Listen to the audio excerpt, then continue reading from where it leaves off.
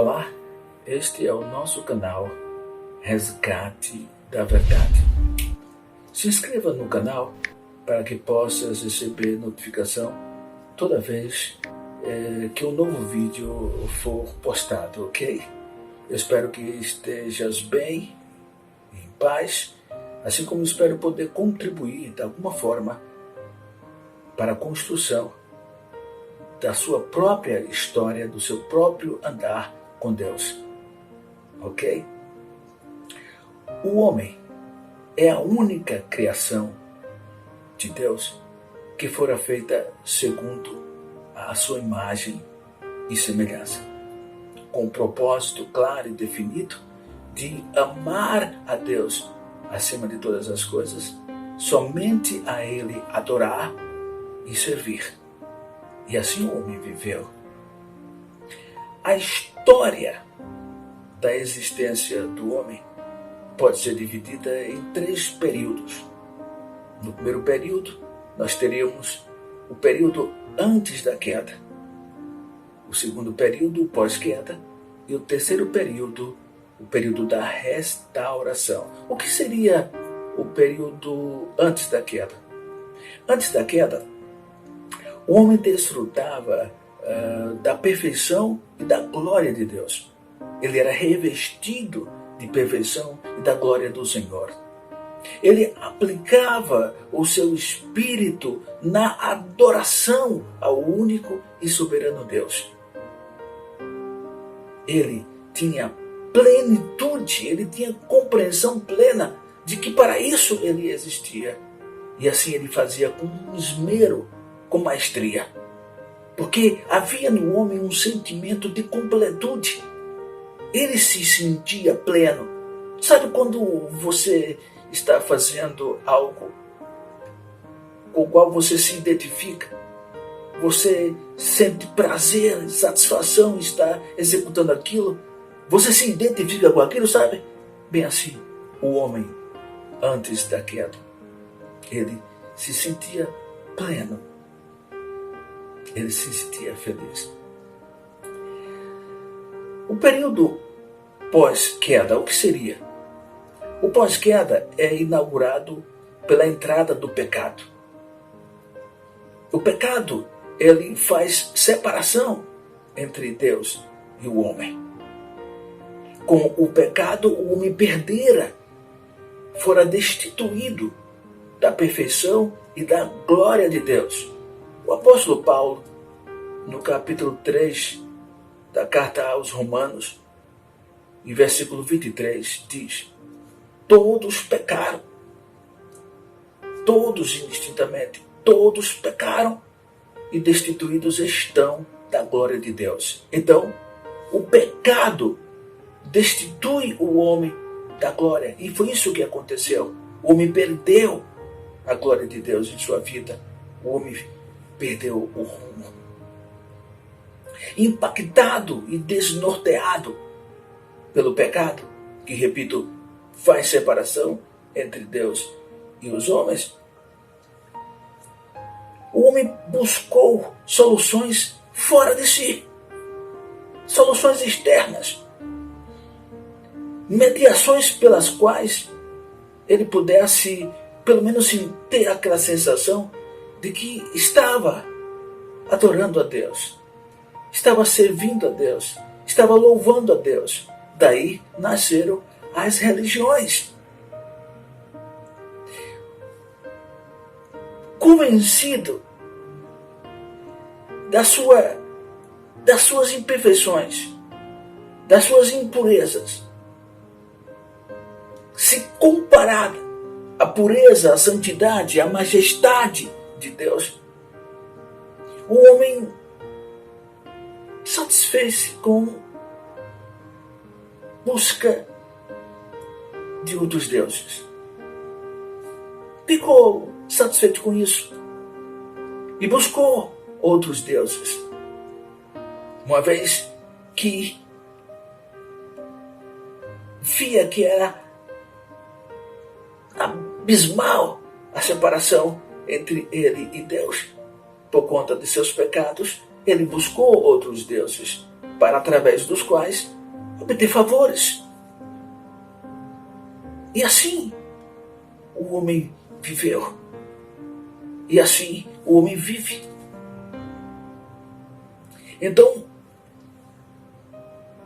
a questão toda não é que o pecado só gera a separação do homem com Deus. Além de produzir essa separação, esse distanciamento, essa quebra de comunhão do homem com Deus, o pecado produz uma série de males físicos e psicológicos. Males tremendos, terríveis males físicos e psicológicos, tais como o sentimento de culpa, o sentimento de violência, de perseguição, o sentimento de vazio, de esvaziamento, de rejeição.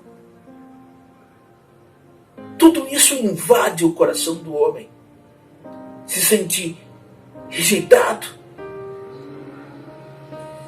Com isso, uma série de coisas se desenvolve no homem, como ódios, rancores, invejas. Tudo se aloja no homem, tornando um perfeito escravo do pecado, subserviente totalmente aos prazeres do pecado. Bom, aí vem o terceiro e último período, que é o período de restauração. O que seria esse período de restauração? Vejamos, Deus nunca desistiu do homem. Nunca desistiu do homem. A sensação que o homem tinha de ser abandonado, de ser rejeitado, de ser excluído, essa sensação é provocada pelo pecado. Mas Deus nunca abandonou o homem. Deus sempre buscou reconduzi-lo à sua condição original. Reconduzi-lo ao seu propósito de adorador a Deus. De somente a Deus adorar. E foi e é, através da única mediação aceita por Deus. Só há uma mediação que Deus aceita: o seu Filho Jesus Cristo. Até porque fora Ele próprio que estabeleceu essa mediação. Não há outro meio de reconciliação com Deus a não ser pelo Senhor Jesus. Não há outro mediador. Jesus Cristo é a única mediação aceita por Deus. Então, através do Senhor Jesus Cristo, Deus decidiu reconduzir o homem à sua condição de adorador, restaurar o seu espírito de adorador. E nesse momento, eu vou fazer uso do meu instrumento de trabalho, a minha Bíblia Sagrada, para lhes contar a história do encontro de Jesus com a mulher. E se isso não bastasse, uma mulher samaritana. E por que estou falando isso? Porque haviam vários empecilhos, vários obstáculos que tornavam esse encontro inviável, impraticável. Eram obstáculos de ordem religiosa, de ordem cultural e de ordem racial. Simples assim. Porém, o Senhor Jesus Cristo veio a este mundo com uma missão. E essa missão é reconduzir o homem à comunhão com Deus. E ele não abriria mão de cumprir a sua missão. Não haveria obstáculo que o detesse. No encontro com a mulher de Samaria, o Senhor Jesus descortinou diante dela toda a sua história de vida. Então ela se deu conta de que estava diante de uma pessoa que não era um simples homem. Era um homem de Deus.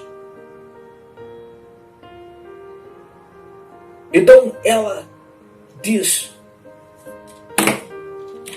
ao Senhor Jesus, essa história está no Evangelho de Jesus Cristo, segundo João, no capítulo 4, e o versículo 19 é o que nós vamos ler agora. A mulher disse então, Senhor, eu percebo que tu és um profeta. Nossos pais adoravam sobre este monte, mas vós, judeus, dizeis que Jerusalém é o lugar onde se deve adorar. A mulher tinha o sentimento,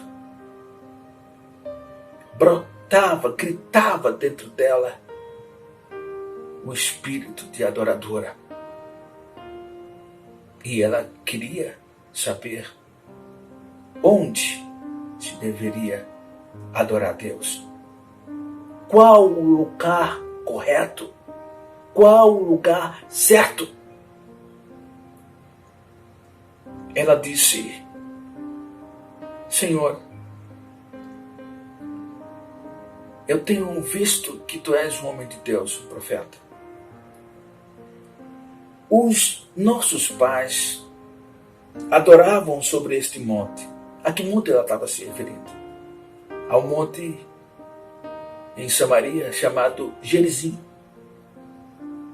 Era para este lugar, para este monte, que os samaritanos afluíam quando desejavam adorar a Deus. Ela continuou. Mas vós, judeus, dizeis que Jerusalém é o lugar onde se deve adorar. Havia então uma dúvida. Nós, samaritanos, dizemos que o lugar da verdadeira adoração a Deus é aqui, neste monte Gerizim, Samaria. Já vocês, os judeus, dizem que lá em Jerusalém, qual é o lugar da verdadeira adoração, Senhor? Aí o Senhor Jesus lhe responde, verso 21. Mulher, podes crer-me, está próxima a hora, quando nem neste monte, nem em Jerusalém, adorareis o Pai. Verso 23. Mas a hora está chegando, e de fato já chegou, em que os verdadeiros adoradores adorarão o Pai em espírito e em verdade, pois são esses que o Pai procura para seus adoradores. 24. Deus é espírito e é necessário que os seus adoradores o adorem em espírito e em verdade.